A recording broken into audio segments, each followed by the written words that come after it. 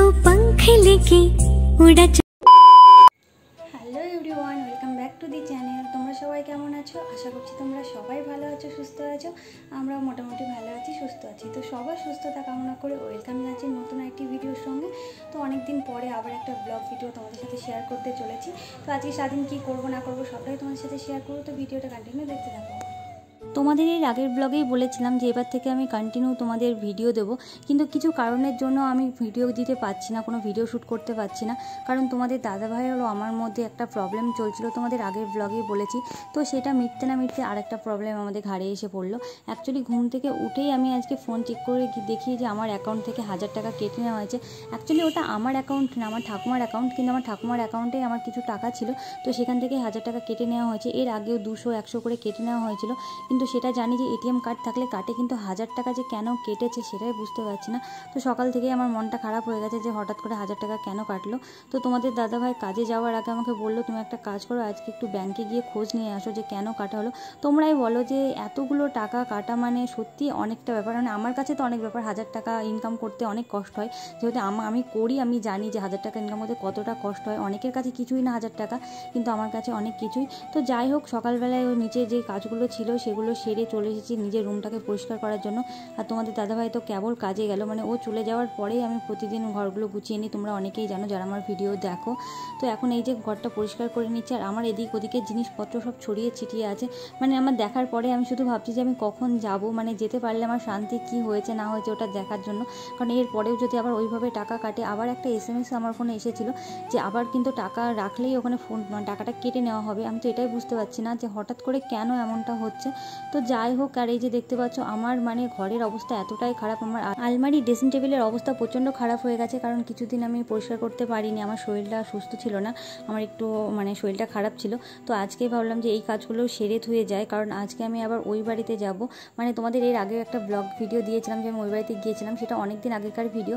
আবার এই ভিডিওটা শ্যুট করেছি, সেটাও অনেক দিন আগেকারই ভিডিও। মানে দিতে পারছি না, কি করবো বলো, মনের অবস্থাটা অতটাও ভালো নেই যে ভিডিওগুলো যে আমি এডিট করবো, মানে এডিট করার মতো আমার মানে পরিস্থিতি ছিল না এতদিন। আর দেখবে মন ভালো না থাকলে না কোনো কিছুই ভালো লাগে না, না কোনো কিছু করতে ইচ্ছা করে, না কাউকে কিছু বলতে ইচ্ছা করে, খাওয়া দাওয়া করতে ইচ্ছা করে, না ঘুমোতে ইচ্ছা করে, মানে কোনো কিছুই ইচ্ছে করে না। তো আমার সাথে এমনটাই হয়েছিল, মানে আমার কোনো কিছুই ইচ্ছে করছিল না। এই ভিডিও শ্যুটটা আমি অনেক দিন আগেই করে রেখেছিলাম, প্রায় এদিকে 15 দিন হতে চলছে যে আমি ভিডিও শ্যুটটা করেছিলাম, কিন্তু আমি এডিট করতেই পারছিলাম না। মানে মনের অবস্থা আমার ভালোই ছিল না। তারপর বললাম না, এডিট আমাকে করতেই হবে, কারণ ভিডিওটা আমি তোমাদের বলেছিলাম যেহেতু যে প্রতিদিন ব্লগ দেবো, দিতে পারছি না, তো আমার চ্যানেলটাকে আমাকে বড় করতে হবে। তো এই যে দেখতে পাচ্ছ আমি এখন রেডি হয়ে গেছি, এখন তো ব্যাংকে যাব, ব্যাংকে গিয়ে খোঁজ নেবো যে কী হয়েছে। আর শুধু ব্যাংকে বলে না, আমি একটু ওই বাড়িতেও যাব, কারণ ওই বাড়িতেও আমার কিছু পার্সোনাল কাজ আছে, সেগুলো সারতে হবে। আর সকালবেলায় উঠে আমি ব্যাগে সব কিছু গুছিয়ে নিয়েছি, কারণ আমি প্রতিবার কোনো না কোনো কিছু ভুলে যাই। তোমাদের দাদাভাইকে ফোন করে বলতে হয়, এই তুমি আমাকে দিয়ে যাও। যেহেতু বাড়ির কাছে বিয়ে হয়েছে না, তার জন্য তোমাদের দাদাভাইয়েরও ভালো হয়েছে, মানে বললেই ও গিয়ে দিয়ে আসে। তো মাকে নিচে বললাম যে মা আসছি, তো মা বললো ঠিক আছে তাহলে সাবধানে যাও। আর বাইরে বেরিয়েই দেখছি একটা টোটো আসছে, তো সঙ্গে সঙ্গে টোটোতে উঠে পড়েছি। তোমাদের দাদাভাই আমাকে সব জায়গায় নিয়ে যায় বেশিরভাগ এইসব কাজে, কিন্তু তোমাদের দাদাভাই যেহেতু কাজে গেছে, তাই আমি ওকে বললাম তোমাকে আর আজকে যেতে হবে না, যদি কোনো প্রবলেম হয় আমি তোমায় ফোন করে নেবো। ও বললো ঠিক আছে তাহলে একটা কাজ করো, ফোন করে নিও। তো তারপরেই আমি চলে গেছিলাম ব্যাংকে। তো ব্যাংকে গিয়ে আর কোনো ভিডিও শ্যুট করতে পারিনি, তবে হ্যাঁ ব্যাংকে গিয়ে আমি বললাম যে আমার অ্যাকাউন্ট থেকে, মানে আমার ঠাকুমার অ্যাকাউন্ট থেকে 1000 টাকা কেটে নেওয়া হয়েছে। তখন আমাকে একটা ফর্ম দিল, বললো এটা আপনি ফিল আপ করে জমা দিয়ে দিন, তো 1 সপ্তাহের মধ্যে আপনাকে SMS করে জানিয়ে দেওয়া হবে যে কী হয়েছে না হয়েছে।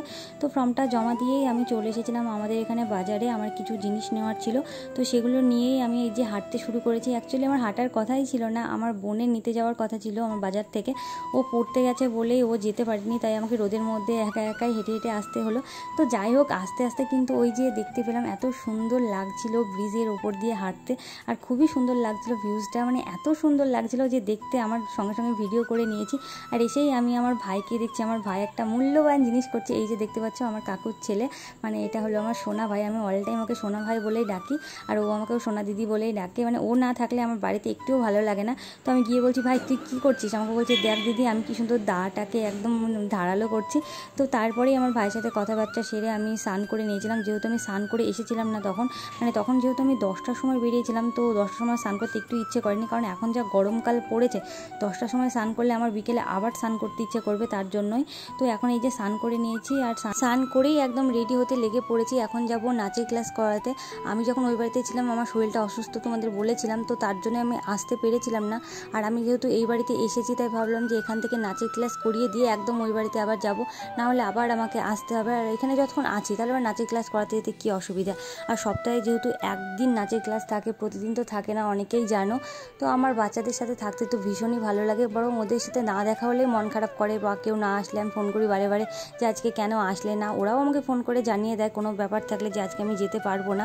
আর কিছু কিছু স্টুডেন্টের মাকে পেয়ে তো আমি সত্যি ভীষণই হ্যাপি। মানে ওরা এতটাই ভালো, এতটাই বোঝে। আমিও ওদেরকে যেমন সব কিছু শেয়ার করে, ওরাও আমাকে সব কিছু শেয়ার করে। আর আমি ওদেরকে এটাই বলি যে আমাদের ফ্রেন্ডশিপটা যেন এইভাবেই থেকে যায়। হয়তো ভবিষ্যতে নাচ আমি নাও শেখাতে পারি, কোনো না কোনো প্রবলেম আসতেই পারে লাইফে। বলা যাবে না যে আমি মানে সারা বছর নাচ শিখতে যাব, এটা হতেই পারে না, কারণ কোনো না কোনো প্রবলেম তো থাকতেই পারে। তখন যেন আমাদের ফ্রেন্ডশিপটা না নষ্ট হয়, বলবে যে হ্যাঁ হ্যাঁ কেন ফ্রেন্ডশিপ নষ্ট হবে। আর ফ্রেন্ডশিপ রাখলেই রাখা হয়, যদি মনে করি যে নষ্ট করে দেবো তাহলে কিন্তু নষ্ট করা যায়, তার আগে কিন্তু নষ্ট করা যায় না। তো যাই হোক, এই যে মা এখন খাওয়া দাওয়ার মানে ব্যবস্থা করে দিয়েছে, আর আমি খাওয়া দাওয়া করে নাচের ক্লাসে চলে গেছিলাম। আর নাচের ক্লাস থেকে এসে এই যে বোনও আমাকে ফোন করে পাগল করে দিয়েছিল যে তুই বাড়িতে এসেছিস, তাড়াতাড়ি আমাদের এখানে আয়, আমাদের বাড়িতে আয়, আমরা একসাথে একটু ঘুরতে যাব। মানে ও থাকলে আমি আসি আর আমি থাকলে ও আসে, নাহলে আমাদের ভালোই লাগে না। আর একসাথে আমরা দুজনে ঘুরে বেড়াই, তোমরা অনেকেই দেখেছো এর আগের ভিডিওতে ওর বিয়ের ভিডিও শেয়ার করেছিলাম। আর আমরা চলে গেছিলাম মায়ের মন্দিরে প্রণাম করতে। তোমরা অনেকেই জানো যে আমি এখানে আসলে মায়ের মন্দিরে প্রণাম করতে যাই।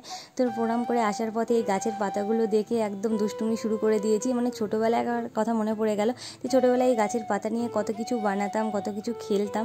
তো এখন আর সেগুলো কিছুই হয় না, কারণ বড় হওয়ার সাথে সাথে সব কিছুই যেন মুছে যায়। ইচ্ছে করে যেন ছোটোবেলাতে আবার ফিরিয়ে যায়। জানি যে এই জিনিসটা আর কোনো দিনই সম্ভব না। তো আসার পথে বোন বলছে চ দিদি গাছের আমগুলো পেড়ে নিয়ে আসে, একটু আম মাখা করা হবে। আর আমার বোনের অবস্থা দেখেছো, ও একদম চলে গেছে একদম গাছের ওখানে। আমার বোনের পাগলামি দেখলে তোমাদেরও প্রচণ্ড হাসি পাবে। তো তখন বললো যে দিদি তুই আম পাড়, আমি তো পারতে পারবো না, আর আমার আম পাড়া দেখে তো সবাই হাসবে। মানে আম তো পড়ছিলই না, এদিকে পাতা আঠা আমে সব কিছুই পড়ে যাচ্ছিলো। আমি বলছি তোকে ভিডিও করা তুই বন্ধ কর, আমার হাসি পাচ্ছে, আমি এমনিতেই ভয় পাচ্ছি, কারণ আঠা যদি চোখে মুখে পড়ে কী অবস্থা হবে ভাবতে পারছো। তারপরে যাই হোক 2-3টে আম পেড়ে নিয়ে চলে আসলাম বোনদের বাড়িতে। আর এখন আমরা সবাই মিলে আম মাখা করব। শুধু আমি বলে না, প্রত্যেকটা মেয়েরাই কিন্তু টক খেতে বেশি ভালোবাসে। তো এবার তো আম গাছে তেমন আম হয়নি, জানি না কেন এই বছরে আম কেন হলো না। এবার তো আম মাখা ফার্স্ট টাইম আমি ওই বাড়িতে গিয়েই খেয়েছি, তারপরে আর খাওয়া হয়নি। অ্যাকচুয়ালি আম পাচ্ছি না তো, কাঁচা আম সেইভাবে পাওয়াই যাচ্ছে না, তো আম মাখা কী করে খাবো। তাও দিদিভাইদের গাছে আম ছিল বলে আমরা দুজনে মিলে পেড়ে নিয়ে এসে খাচ্ছি। আর এখন দেখো আমরা আমটা ভালোভাবে কুড়ে নিয়েছি, আর এখন সব কিছু অ্যাড করছি, চিনি, লবণ, তারপরে লেবুর পাতা, লঙ্কা গুঁড়ো সব কিছু। আর লেবুর পাতা না দিলে কিন্তু স্বাদটা মনে হয় যে কিছুই হলো না। লেবুর পাতার যে একটা গন্ধ, একটা স্বাদ একটা অন্যরকম লাগে। জানি না কে কে খেয়েছো এইভাবে, তো আমার তো ভীষণই ভালো লাগে। আমি ফার্স্ট টাইম আমি আমার একটা বন্ধুর বাড়িতে গিয়ে খেয়েছিলাম, তো তারপর থেকেই আমি বাড়িতে এসে বানিয়েছিলাম। তো সবাই বলেছিল খুবই সুন্দর লাগছিল, তো আমার তো ভীষণই ভালো লাগে। আর এই যে দেখতে পাচ্ছ আমার ভাই বসে আছে, মানে ওই আমাকে বলছিল দিদি একটু তাড়াতাড়ি বানা, তবে একটু ঝাল দিস না, কারণ ঝালও খেতে পারবে না। তো আজকের ভিডিওটা আমি এইটুকুনি রাখছি, কেমন লাগলো অবশ্যই বলো।